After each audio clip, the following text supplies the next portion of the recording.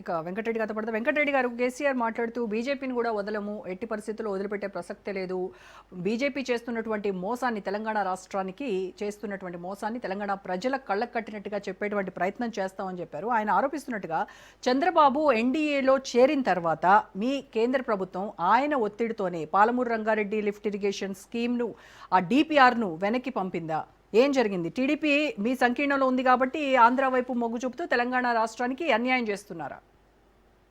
ఇప్పుడు రోజా గారు కాంగ్రెస్ బీఆర్ఎస్ మిత్రులు మాట్లాడిన తర్వాత నాకేమనిపిస్తుందంటే 10 ఏళ్ళు పాలించినటువంటి బీఆర్ఎస్ టీఆర్ఎస్ పార్టీ కేసీఆర్ గారు 2 సంవత్సరాల నుంచి పాలిస్తున్నటువంటి కాంగ్రెస్ ఏమి చేయలేనటువంటి అనేక సంవత్సరాలుగా తెలంగాణకు 50-60 సంవత్సరాలుగా తెలంగాణ ఏర్పడ్డ తర్వాత ఆంధ్రతో కలిపిన తర్వాత ఏర్పడుతున్నటువంటి ప్రధానమైనటువంటి సమస్య ఏదైతుందో, నీటి జల వివాదం ఏదైతే ఉందో, అన్యాయం ఏదైతే ఉందో దాని గురించి పరిష్కరించేటువంటి పద్ధతి లోపల 2 ప్రభుత్వాలు ఘోరంగా విఫలమైనటువంటి సందర్భం మనకు కనపడుతున్నటువంటిది. అధికారం ఇచ్చారు, మీకు 10 ఏళ్ళు అధికారం ఇచ్చినారు. ఉద్యమకారుడు కాదని వారు అనట్లేదు. ఉద్యమకారుడు చేయనటువంటి ద్రోహం ఇవాళ తెలంగాణకి ఎవరైనా చేసినట్టే కేసీఆర్ గారు చేసినారు. నేను అడుగుతున్న సూటి ప్రశ్న ఏంటంటే 511కు ఆంధ్రకి 299 ఎట్లా సంతకం పెడతారు? అది తాత్కాలికమైనటువంటి మీ అవసరాలు ఏంది? మీ దేనికోసం చేశారు?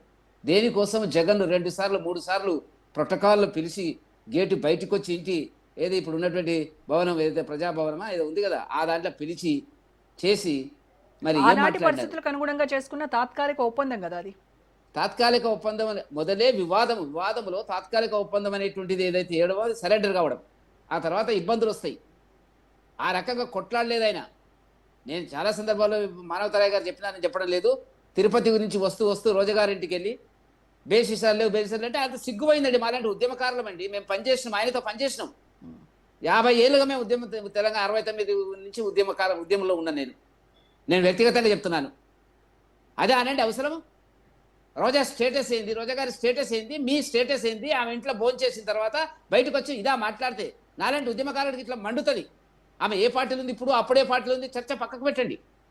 దేనికోసం 60,000 టీఎంసీల నీళ్ళు, 60 లక్షల టీఎంసీల నీళ్ళు సరిగ్గా జ్ఞాపకం లేదు. దేశం మొత్తం మీద నా దగ్గర ప్రణాళిక ఉంది. దేశం మొత్తాన్ని నేను ఉద్ధరిస్తా. బీజేపీ ప్రభుత్వానికి చేతనైతే లేదు, కేంద్ర ప్రభుత్వాలు చేయలేవవి. దేనికోసం? ఇక్కడి నుంచి అక్కడి నుంచి అన్ని నదులని, జీవ నదులని, కృష్ణ, గోదావరి, తుంగభద్ర అన్నిటిని కలిపి చేసేటువంటి గొప్ప ప్రణాళిక నాకు ఉందని అనేక సందర్భాల్లో ఆయన మాట్లాడితే నాకు వస్తుంది. దేనికోసం? కేవలం ఆయన ఎప్పుడు కూడా గుర్తుపెట్టుకోండి, టీఆర్ఎస్ పార్టీ కేసీఆర్ గారు ఏ ప్రాజెక్ట్ అయినా డిజైన్ చేస్తుంటే దాంట్లో కమిషన్ల కోసమే. ఇవాళ రేవంత్ రెడ్డి గారు వేసిన కమిషన్లు ఏమైనవి, కాళేశ్వరం మీద ఏం జరుగుతుందో చెప్పాలా, రేవంత్ రెడ్డి గారు కూడా చెప్పాలా. సెంట్రల్ గవర్నమెంట్కి పంపించాము, సిబిఐకి అన్నారు. మొత్తం 2 సంవత్సరాలు దాన్ని ఇక్కడ అక్కడ వేసి కాంప్రమైజ్ అయిపోయిన తర్వాత పంపించింది. అది హైకోర్టులో పెండింగ్లో ఉంది. కేసులు అవినీతికి సంబంధించినటువంటి కేసు పెట్టకూడదని హైకోర్టు ఆర్డర్ ఉంది. మీరు హైకోర్టు టెక్నికల్ పాయింట్ మీదనే దాని మీద తీసుకురావడం జరిగింది. కార్ల కొనుగోలు, ఈ కారుకు సంబంధించిన కేసులు ఉన్నాయి. విద్యుత్ శక్తి కొనుగోలు మీద కేసులు ఉన్నాయి. గొర్రెల పంపకం మీద కేసులు ఉన్నాయి. ఎన్ని కేసులు ఉన్నాయండి? ఒక్క కేసులో అయినా రేవంత్ రెడ్డి గారు యాక్షన్ తీసుకోలేదు. కారణం ఏంటంటే బీఆర్ఎస్ కాంగ్రెస్ 2 కూడా ఒకటి కావాలని బీజేపీ ముందుకు రాకుండా చేసేటువంటి ఒక కుట్ర ఫలితమే ఇవాళ వీళ్ళిద్దరు మాట్లాడుతున్నారు బయటకు వచ్చి. 2 సంవత్సరాల నుంచి అసెంబ్లీలో మాట్లాడలే. ఆయనేమో రా అంటున్నాడు. ఇప్పుడు మరి అందుకనే డేట్ ఇచ్చినాడేమో జనవరి 2 నుంచి అసెంబ్లీకి అని. ఇవాళ ఈరోజు ఒకరోజు తెలంగాణ ఉద్యమ సెంటిమెంట్ను జీవితాంతం ఉపయోగించుకుని ఆ కుటుంబం బాగుపడేది, కల్వకుంట్ల కుటుంబం. దాని లేదు, సందేహం లేదు. ఏమో చేసినాము, త్యాగాలు చేసినామని. ఎవరికంటే మీ ఇంట్లో జాబ్ రాంది ఎవరికి? మీ ఇంట్లో రాజకీయంగా మీరు స్థిరపడే ఇలా వచ్చి బయటకు వచ్చి మాట్లాడుతుంది. అప్పుడేం చేసిందండి 19 సంవత్సరాలు? ఆమె యొక్క పాత్ర లేదా ప్రభుత్వంలో? కాబట్టి నేనేమంటున్నా అంటే ఇవాళ జరుగుతున్నటువంటి పరిస్థితిని మనం గమనించినట్టయితే తెలంగాణకు అన్యాయం చేసినటువంటి ఆంధ్ర ప్రభుత్వం గతంలో పాలకులు ఒకరైతే, వచ్చిన తర్వాత అన్యాయం చేసింది కేసీఆర్ అనేటువంటి విషయాన్ని మనం దృష్టిలో పెట్టుకోవాల్సింది. అదే బాటలో రేవంత్ రెడ్డి గారు ప్రయాణం చేస్తున్నారు. మాకేం సంబంధం అంటే 2 రాష్ట్ర ప్రభుత్వాలు మాట్లాడుకోవాలా, మేము సమన్వయం జోక్యం అంటే దేశంలో ఉండేటువంటి అన్ని రాష్ట్రాలు కేంద్రానికి సమానంగా ఉంటాయి. 2 రాష్ట్రాలు మీకు అధికారం ఇచ్చిందే ప్రజలు ఇద్దరు కూర్చొని మాట్లాడుకోవాలా. రాజకీయాల కోసం మీరు మాట్లాడుకుంటే ఇవాళ కేసీఆర్ గారు దేనికోసం మాట్లాడుతున్నాడు? ఆయన దగ్గర ఏమి లేదు, పాయింట్ లేదు. మరి ఆయన 27,000 కోట్లు ఖర్చు పెట్టి తెలంగాణలో ఏం జరిగింది? వాళ్ళు ఏమంటారు? కాళేశ్వరం నీళ్లు వాడకుండానే మేము అత్యధిక ఉత్పత్తి చేసినాము, వరి పండించినామని వాళ్ళు అంటారు. దానిలో అనేక రకాల 100 కోట్లు 1000 కోట్ల అవినీతి ఉందని వాళ్ళు అంటారు తప్ప దాని మీద యాక్షన్ తీసుకోలే. మొదలై సిబిఐకి ఇవ్వాల్సింది, సిబిఐకి మా నెత్తిన పెట్టి ఇవ్వాల్సింది. ఇప్పుడు కూడా సందిగ్ధంగా ఉంది. అది ఇచ్చిన టర్మ్స్ ఆఫ్ కండిషన్స్ లో ఎక్కడ కూడా అవినీతి అనేటువంటి కోణంలో లేదు. టెక్నికల్ సాంకేతిక పరమైనటువంటి అంశాల గురించి మాత్రమే ఎంక్వైరీ చేశారు. నేనేమంటున్నా అంటే వాళ్ళ కేసీఆర్ గారు బయటకు రావడానికి కారణం ఏంటంటే ఏదో నిన్న మొన్న కొన్ని సీట్లు ఏదో గెలిచినట్టుంది కదా, ఏది మామూలుగా అది చూసి ఇవాళ బయటకు వచ్చి తెలంగాణ, నేను అంటున్నా ఇది ఫస్ట్ మీటింగ్ కాబట్టి ఎవరన్నా వింటే వినరేమో. మీరు 2-3 మీటింగ్లు పెట్టవాలంటే ఎట్లాగే? కేసీఆర్ గారు ఎవరు వినరు, ఎవరు పట్టించుకోరు. ఒక కుటుంబ కేంద్రంగా, అవినీతి కేంద్రంగా ఈ రాష్ట్రాన్ని దోచుకున్నటువంటి పార్టీ ఏదైతే ఉందో అదే పద్ధతిలో రేవంత్ రెడ్డి గారు ప్రయాణం చేస్తున్నారు. రేవంత్ రెడ్డి పాలనకు ఆయన పాలనకి ఏం చెప్పినాడంటే పార్టీ ఫిరాయింపుల గురించి ఆయన మాట్లాడినాడు, పార్టీ ఫిరాయింపుల గురించి ఈయన మాట్లాడుతున్నాడు. మీరు ఏం జరిగిందో చెప్పండి. ఇప్పుడు ఈ ప్రభుత్వానికి తేడా ఎక్కడుందో? మొన్న వచ్చినాడు అఖిలేష్ యాదవ్ వచ్చినాడు, ఇక్కడక్కడ సంధి కుదురుస్తున్నాడు. వీళ్ళని కలిసినాడు, కేటీఆర్ కలిసినారు, రేవంత్ రెడ్డి గారు కలిసినారు. ఇండి గ్రూపుల వాళ్ళు భాగస్వామ్యము, పైగా భారతీయ జనతా పార్టీ మీద విమర్శలు చేస్తారు.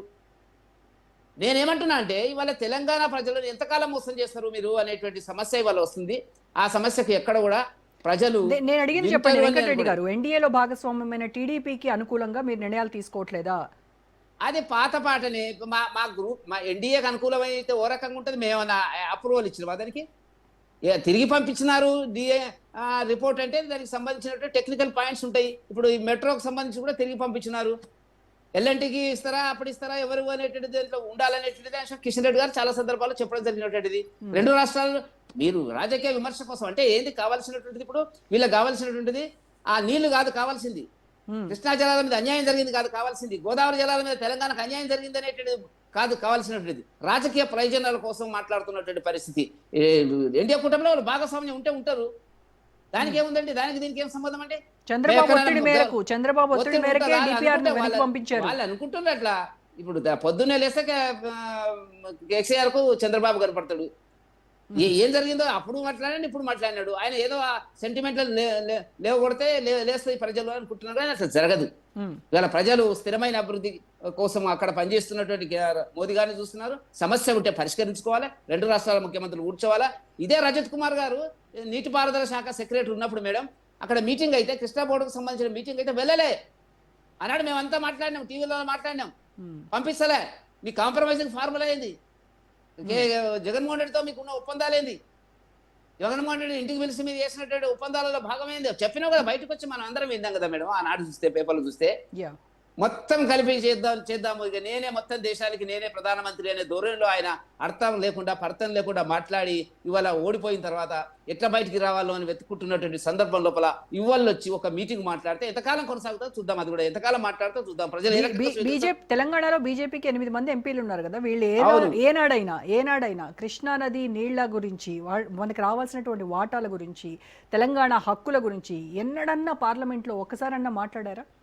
పార్లమెంట్ లో చాలా సమస్యలు ఉంటాయి, మాట్లాడాల్సినటువంటి సమయం వచ్చినప్పుడు తప్పకుండా పార్లమెంట్ లో మాట్లాడలేనటువంటి సమస్య నేను కాదు కదా. ఇప్పుడు రాష్ట్రాల మధ్యన చాలా సమస్యలు ఉంటాయి, చాలా సమస్యల పైన మాట్లాడుతూ ఉంటారంటే ఇది సమస్య కదా, ఇది మేజర్ సమస్య కదా తెలంగాణకి. ఒప్పందాలు నేను అడుగుతున్న కేసీఆర్ గారిని, నువ్వు 299కి ఒప్పుకొని వచ్చి మీరు మాట్లాడండి అనేటువంటి మధ్య ఎక్కడండి? ఎట్లా ఒప్పుకున్న మొదలు ముక్కు నేలకు రాయాలా కేసీఆర్ గారు? అమరవీరుల స్థూపం దగ్గరికి వెళ్ళి నేను తప్పు చేసిన 299కి ఒప్పుకునేది కాదు. మీరు తప్పులు చేసి మీ అవసరాల కోసం, మీ రాజకీయ ప్రయోజనాల కోసం తెలంగాణ నీటిని, తెలంగాణ అభివృద్ధిని బలిపెట్టి దాంట్లో ఘోరంగా విఫలమైన తర్వాత, ప్రజలు మిమ్మల్ని తిరస్కరించిన తర్వాత, మీకు 0 సీట్లు లోక్సభలో వచ్చిన తర్వాత ఎట్లా బయటికి రావాలో 2 ఏళ్ళు ఇంట్లో ఉండి ఇవాళ వచ్చి మీరు మాట్లాడుతున్నారు. కొత్తగా అనిపిస్తుంది. గతంలో చాలా బాగుండే ఆ స్పీచ్.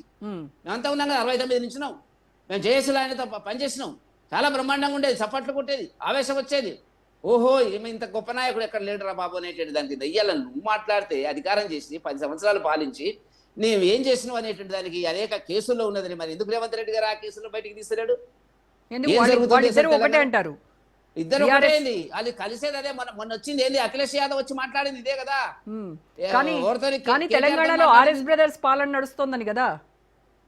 ఆర్ఎస్ బ్రదర్స్ ప్రాణాలు నడుస్తుంది అనేటువంటిది, ఏం జరుగుతుంది అనేటువంటిది వేరే విషయం. చెప్పమనండి.